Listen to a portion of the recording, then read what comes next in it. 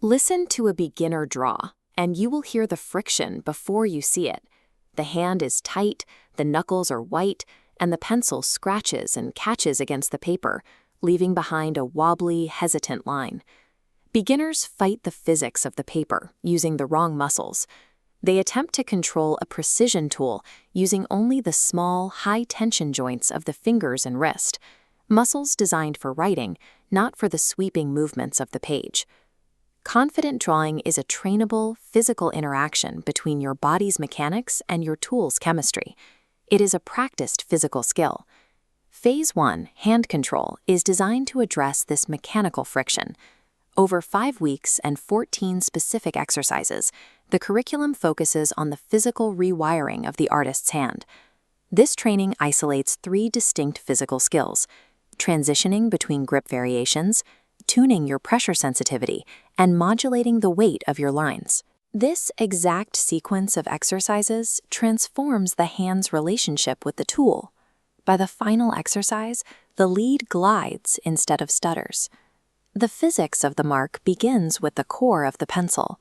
An HB pencil contains a high proportion of clay filler, which holds a sharp point and leaves a faint, hard line. Slide over to a 6B pencil, and the core has a dense concentration of carbon, which deposits a heavy, dark layer of graphite. Microscopically, paper is covered in jagged peaks called tooth. This tooth physically scrapes and traps dark graphite particles from the pencil tip. Standard erasers crush these peaks, but a kneaded eraser presses into the valleys, lifting the graphite while leaving the texture intact. Understanding the physical relationship between carbon, clay, and paper tooth is the prerequisite to controlling tone on the page.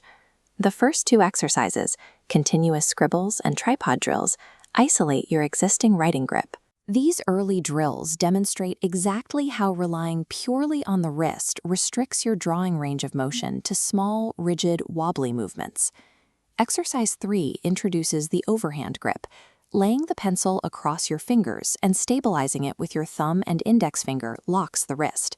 This shifts the physical pivot point. The movement moves away from the fragile finger joints and up the arm, activating the larger joints of the elbow and the shoulder. This sweeping, full-arm movement handles broad tonal areas. We contrast this with the underhand grip in exercise 4, which moves the pivot back to the fingers for tight precision details. Shifting the pivot point to the larger joints accesses your arm's long-term motor memory. This mechanical change eliminates the muscle fatigue caused by small motor movements. Exercises 5 through 7 use pressure gradients and cross-hatching grids to build structural tone. You are training the hand to apply the exact amount of friction required for each value. These shading exercises highlight the hazard of blending with your fingers. Your skin's natural oils create an invisible, greasy layer on the paper surface.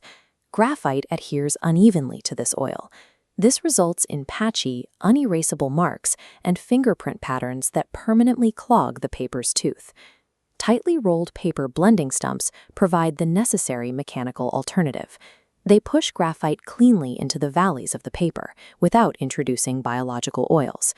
Exercises 8 through 11, contours, gestures, and ellipses, link this hand control to the eye.